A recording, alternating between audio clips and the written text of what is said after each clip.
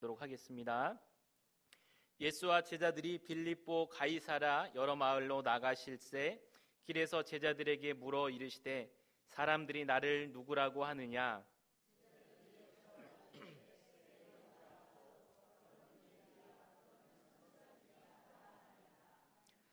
또 물으시되 너희는 나를 누구라 하느냐? 베드로가 대답하여 이르되 주는 그리스도이시니라 하매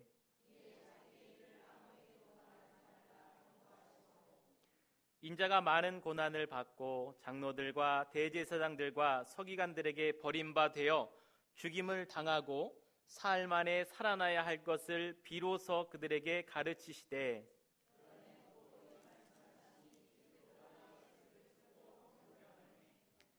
예수께서 돌이키사 제자들을 보시며 베드로를 꾸짖어 이르시되 사탄아 내 뒤로 물러가라. 내가 하나님의 일을 생각지 아니하고 도리어 사람의 일을 생각하는도다 하시고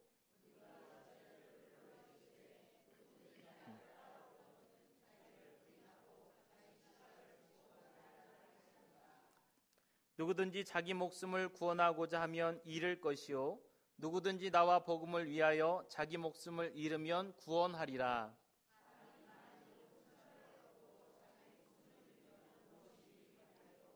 사람이 무엇을 주고 자기 목숨과 바꾸겠느냐?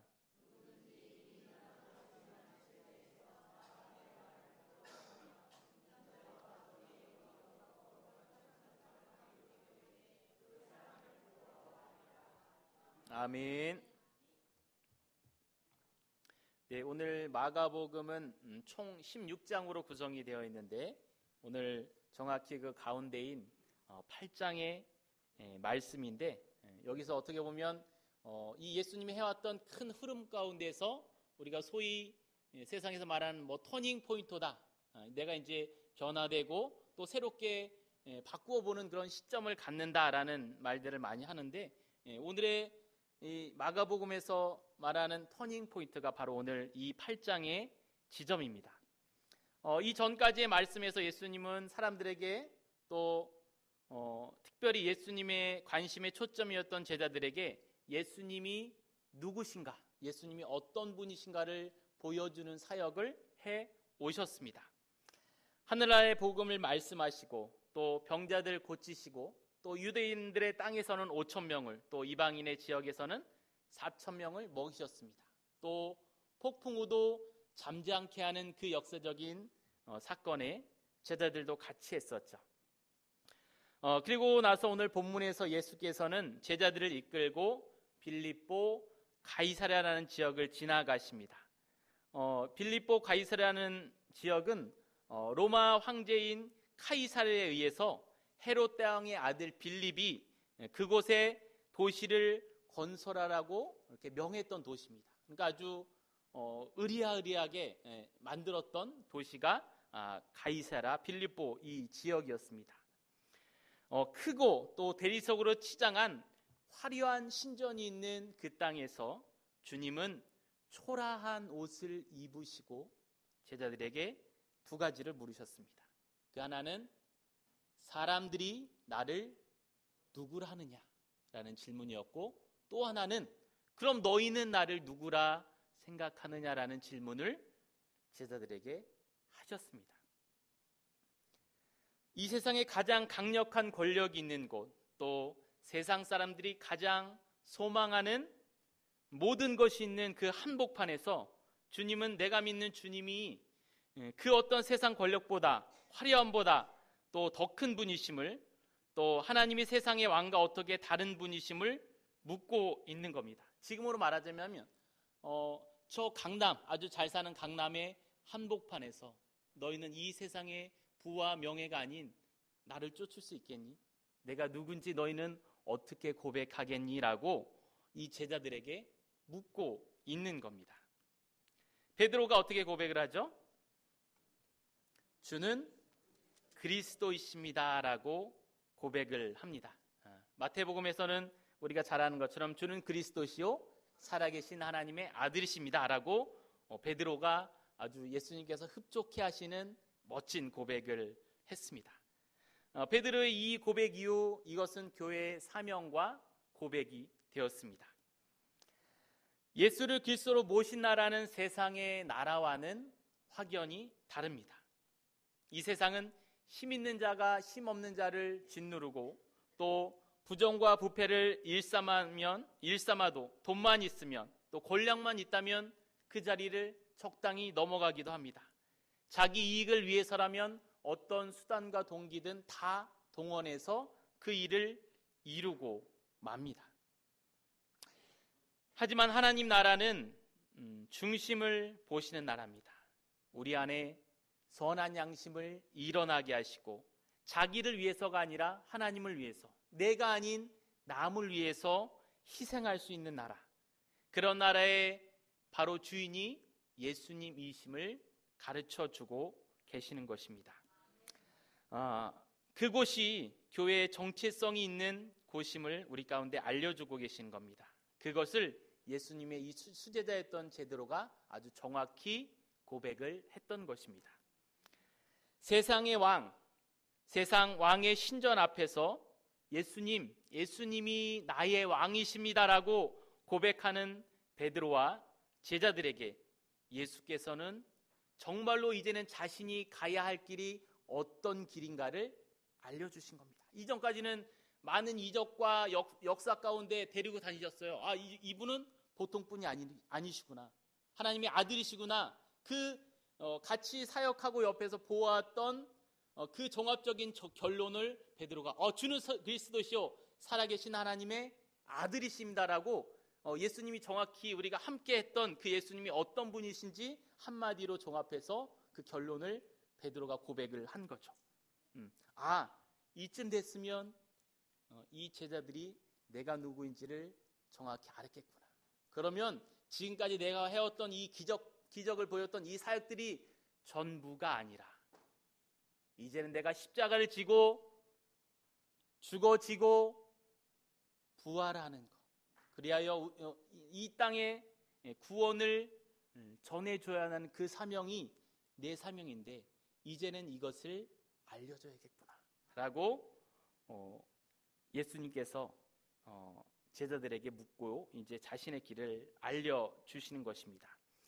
이제까지는 예수님이 이런 분이시네, 나에게 이렇게 하니 큰 은혜를 주실 분이고 나에게 구원을 주시는 분이네, 나는 이분 믿고 따라야지 하고 따르는 그들에게 그것이 끝이 아니라 이제는 예수 그리스도를 위해서 헌신하고 충성하는 한 단계 더 성숙한 길로 이 제자들이 나아갈 수 있도록 예수님은 그들의 신앙을 질문을 통해서 확인하셨고 이제는 자신이 어떤 길을 진짜 가야 될 길이 어떤 길인지를 제자들에게 알려주신 겁니다. 그것은 다름 아닌 십자가와 부활의 길입니다. 왜 예수가 십자가와 부활의 길을 가야 합니까? 바로 십자가와 부활, 또 고난과 죽음의 길, 수치와 모욕의 길을 통해서 죄인들을 구원하셔야 됐기 때문에 그렇습니다. 십자가와 부활만이 사단의 권세를 무너뜨리고 또 우리의 죄를 씻고 구원에 이를 수 있는 오직 유일한 길이기 때문에 그렇습니다. 그런데 십자가 부활을 말씀하시는 예수님 앞에서 조금 전에 베드로가 주는 그리스도이십니다라고 했던 그 베드로가 예수님의 말씀을 듣자마자 오늘 어떻게 했죠? 32절 후반부에 보니까 예수를 붙들고 항변을 했다라고 오늘 기록을 하고 있죠. 똑같은 장면을 모사하고 있는 마태복음 16장에서는 베드로가 예수를 붙잡고 항변하여 이르되 주여 그리 마옵소서 이 일이 결코 주께 미치지 아니할 것입니다 라고 마태복음 16장에서는 이렇게 베드로가 고백을 합니다. 그리 마옵소서라고 이야기하고 있습니다. 그게 뭐죠? 예수님, 십자가 그 길 가지 마세요. 그 길로 가지 마세요라고 이야기하고 있는 겁니다. 왜 메시아가 십자가를 지려 하십니까? 구약에서 그토록 이 땅을 어둠에서 빛으로 하고 또 우리를 구원해 주실 그 메시아 이 땅에 오셨는데 왜 굳이 또 십자가를 지러 가십니까? 구약시대 하나님처럼 대적들을 막 번개로 아니면 뻥뻥 그들을 물리치고 고생 없이 그들을 다 뭐 큰 하나님의 선지자 그들에게 불병과 불말을 보내주셔서 그들을 감싸고 한 번에 다 물리치신 것처럼 그렇게 어쩌면 쉽게 그들을 다 물리치고 하나님의 권능을 보여주시지 왜 그렇게 초라하고 하찮은 죽음의 길인 십자가를 지셔야 됩니까 예수님? 하고 베드로는 예수님께 항변하고 있는 겁니다. 이 일이 결코 주께 미치지 아니하리이다. 주님, 내가 그 십자가를 못 지게 막을 겁니다 라는 그런 의미까지 거기에는 포함이 되어 있습니다. 붙들고 항변했다.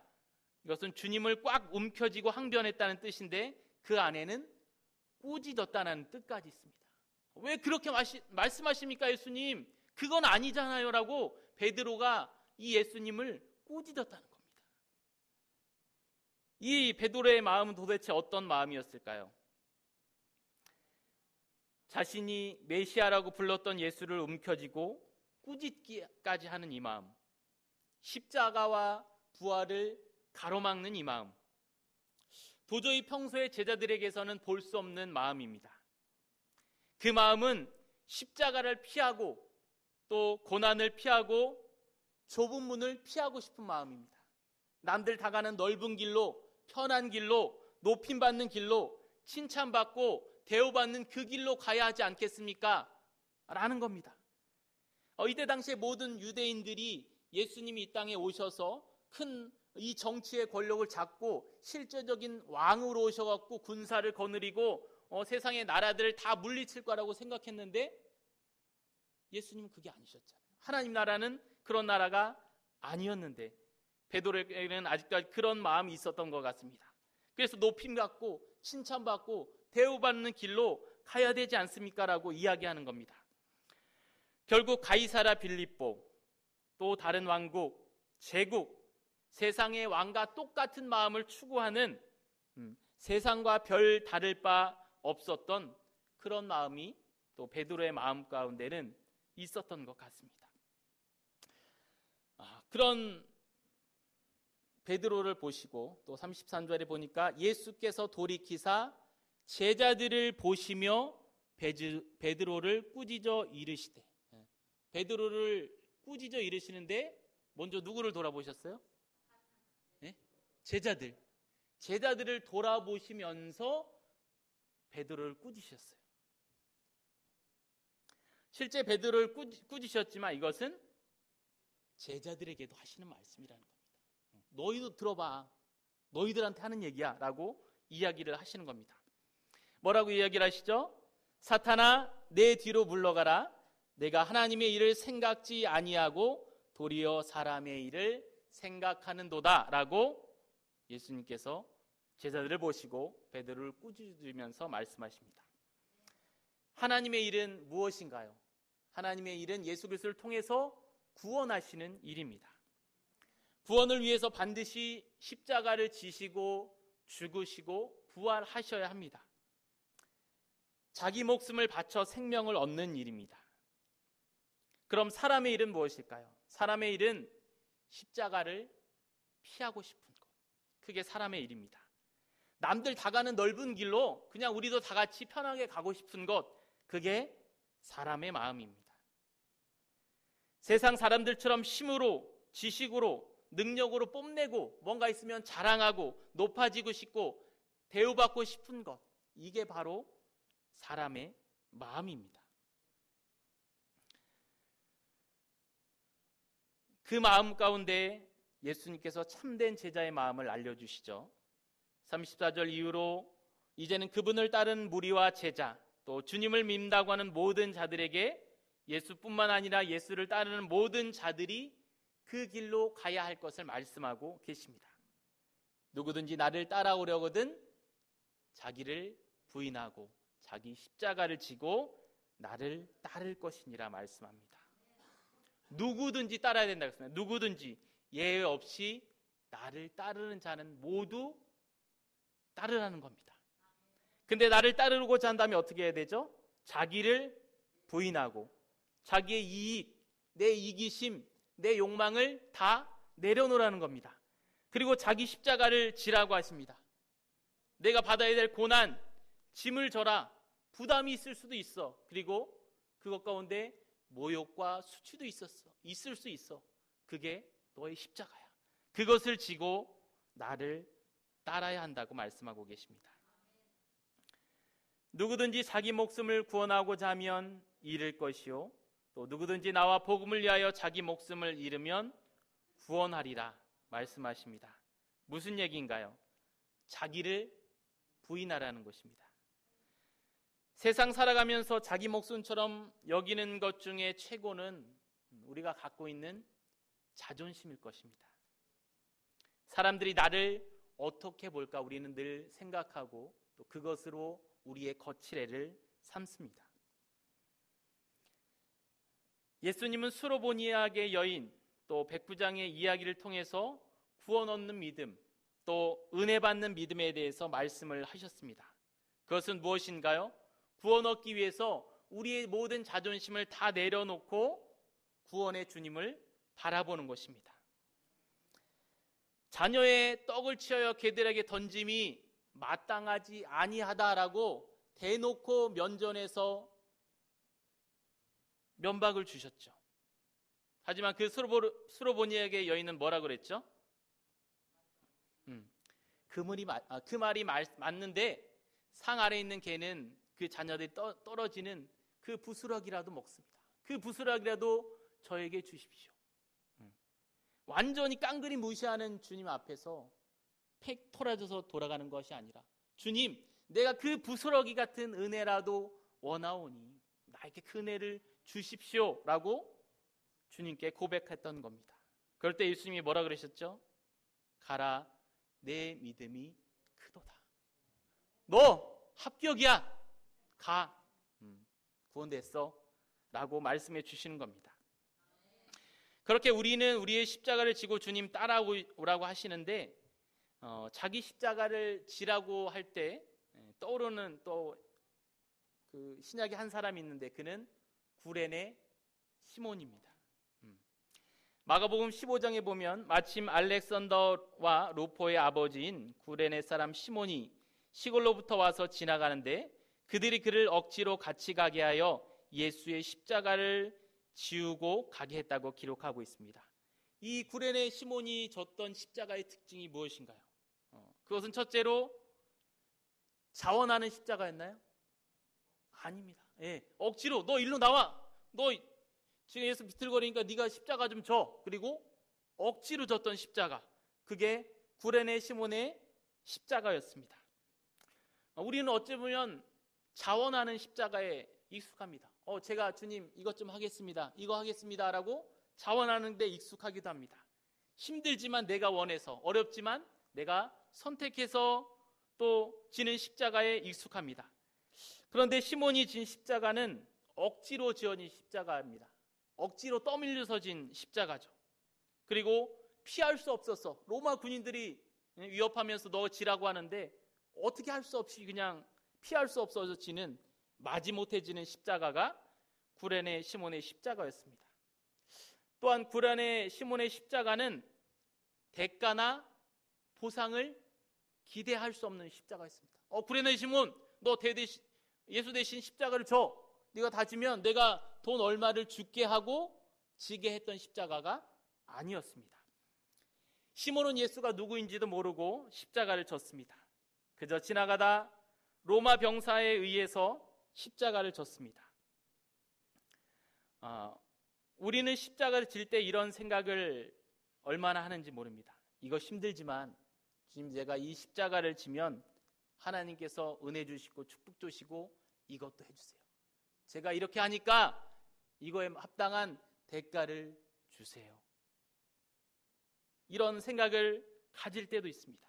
근데 시몬은 전혀 그런 기대감 없이 그 예수님의 십자가를 지어야만 했습니다. 대가를 바라고 지는 십자가는 정말 참된 십자가가 아닐 것입니다. 아마 그런 우리가 대가를 지는 것에 대한 오해 때문에 어쩌면 교회 안에서 또 손해볼 일을 전혀 안 하려는 또 그런 풍조가 일어나기도 하는 것 같습니다. 또한 이 구레네 시몬의 십자가는 주님이 당한 수치와 모욕을 똑같이 당해야 하는 그런 십자가였습니다. 이 시몬도 군중들의 같이 있으면서 저 예수 십자가에 못 박아라, 저 사람 기적을 일으키고 하는 사람이 이렇게 초라하게 지금 뭐 하고 있는 거야? 라고 같이 수치와 손가락질로 하고 있었을지도 모릅니다. 그런 가운데 로마 군사한테 잡혀서 십자가를 지게 됐죠. 십자가를 들면서 욕을 하는 입장이었는데 이제는 구레네 시몬도 똑같이 욕을 들어야 하는 입장으로 바뀌었습니다. 아무런 위로나 대가 없이 당하는 그런 수치감과 모욕을 똑같이 감당해야 되는 십자가를 구레네 시몬은 졌습니다. 그러니까 십자가는 무엇인가요? 십자가는 억지로 져야 됩니다. 그렇게 될 수도 있습니다. 또 우리가 십자가를 지는데 아무도 우리에게 위로해 주지 않을 수도 있습니다. 그리고 어쩌면 남들에게 수치를 당하면서 우리는 그 십자가를 지어야 합니다. 36절에 사람이 만일 온 천하를 다 얻고도 자기 목숨을 잃으면 무엇이 유익하리요 말씀하고 있습니다. 신앙생활 하면서 십자가 안 지고 또 칭찬과 명예와 성공과 또 세상에서 가질 수 있는 것을 다 가져도 정작 구원이 없으면 우리에게는 결국 아무것도 아닙니다. 누구든지 이 음란하고 죄 많은 세대에서 나와 내 말을 부끄러워하면 인자도 아버지의 영광으로 거룩한 천사들과 함께 올 때에 그 사람을 부끄러워하리라 라고 38절의 말씀을 마무리하고 있습니다. 나와 내 말을 부끄러워하면 예수가 지신 그리고 우리에게 맡겨진 십자가를 부끄러워하면 마지막 그날에 예수님도 우리를 부끄러워하시겠다 말씀합니다. 우리가 하나님의 일을 하기를 원한다면 우리 각자의 십자가를 져야만 합니다. 사람의 일을 하려면 십자가 질 일이 없죠. 그냥 편하게 내 마음대로 하면 되죠. 하지만 하나님의 일을 하려면 각자에게 주신 십자가를 지고 자신을 부인하고 고난과 죽음도 때로는 수치도 때로는 위로 없음도 다 받아들일 수 있어야 합니다. 사람의 일을 내세우고 우선시하는 것은 사단의 일입니다. 그래서 편한 길로, 넓은 길로, 안전한 길로, 이익이 되는 길로만 가게끔 우리를 유혹하는 건 사단의 일입니다. 그래서 우리는 과연 무엇을 얻고 그 일에 또 이 세상 끝은 우리가 그렇게 살아갈 때, 넓은 길로만 살아갈 때 그 끝은 과연 우리에게 무엇을 줄 것인지 우리는 우리 자신에게 조용히 물어봐야 할 것입니다.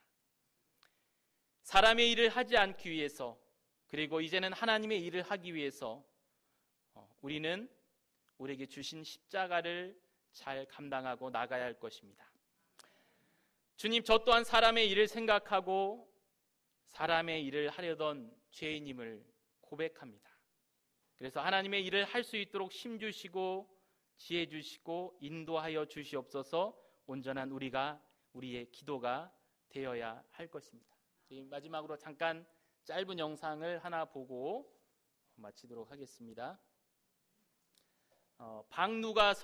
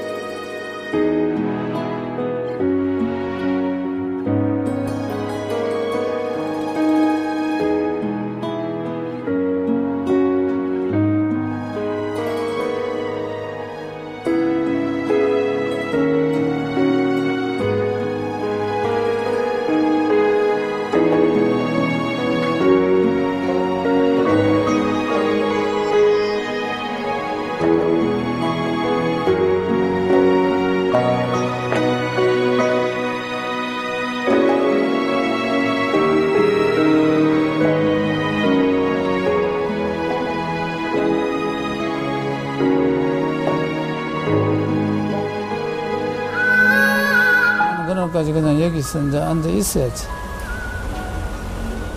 그 기간이 뭐 몇 개월이 될지 몇 년이 될지 우리는 모르니까 일단 하나님께서 생명 연장 주시는 그날까지 그냥 여기서 그냥 여기가 내 집이고 내가 머물 곳이고 내가 일할 곳이고 또 나를 기다리는 그런 영혼들이 많은 곳이니까 내가 필요한 곳이니까 나는 여기서 이제 생을 마감해야지.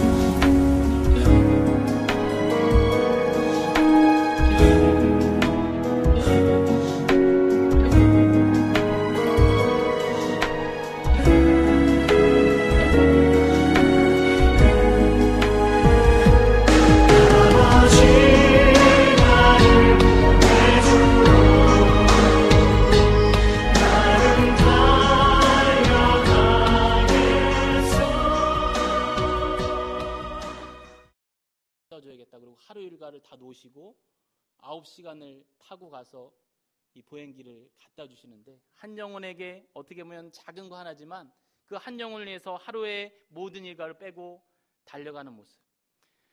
그리고 위암이 또 나중에 재발하셔서 다른 영상에 보니까 14차까지 항암을 받으시는데, 그 필리핀의 병원의 한 켠의 숙소에서, 거기가 집이에요. 그냥 거기서 자고 아내하고 자식들은 한국에 있고 몇십 년을 거의 떨어져 있고, 한 달 가서 항암 주사를 맞고 끝나자마자 또 여기 와서 돌보고 또 오지를 가고 소화도 안 되고 위를 잘라내고 한 상태에서도 거기 가서 뭐 라면을 먹고 그냥 저 트럭과 버스에서 자면서 계속 오지 아이들을 찾아가 합니다. 그러면서 그 조카가 가서 그 옆에 간호사로 있는데 너무 이제 걱정하고 이러시지 말라고 하는데도 가서 항암을 맞고 또 오고 여기서 죽겠다.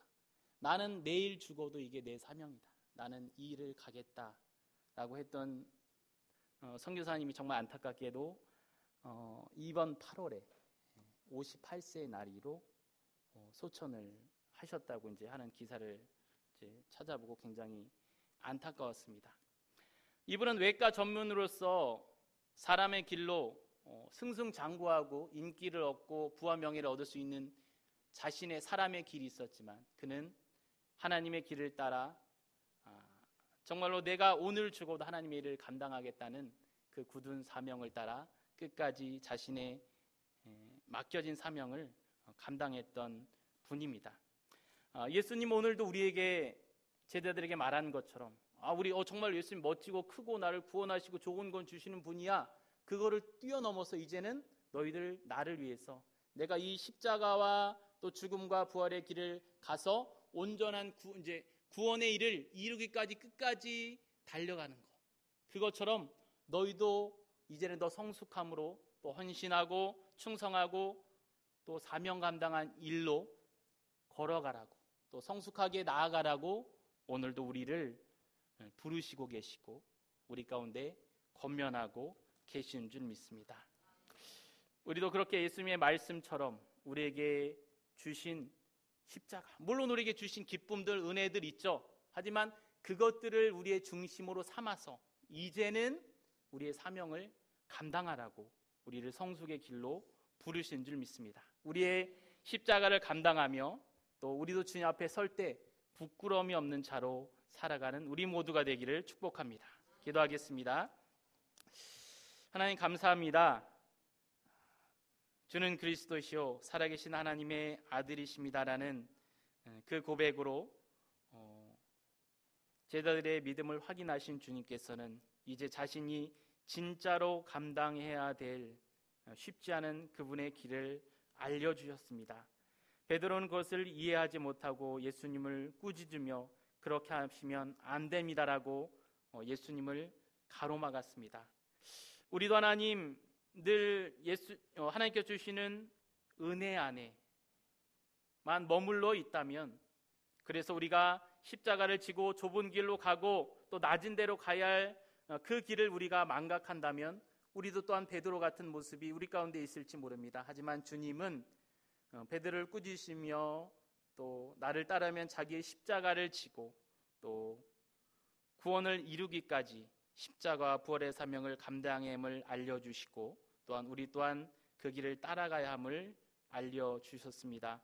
주님, 우리도 부족하고 연약하고 때로는 넓은 길로 편한 길로 가고 싶은 마음이 우리 가운데도 있음을 고백합니다. 하지만 그 길의 끝에는 생명이 없음을 기억하며 때로는 힘들지만 주님 또한 힘드셨지만 그로 인해 우리 모두가 구원받았듯이 우리의 좁은 길을 또 열심으로 갔을 때 또 주님 만나고 또 주님 우리를 통하여 이 땅에 펼치실 놀라운 은혜와 역사를 기대하며 우리가 기꺼이 우리 십자가를 지고 사명 감당하게 하여 주시옵소서. 감사하며 예수님의 이름으로 기도드립니다. 아멘.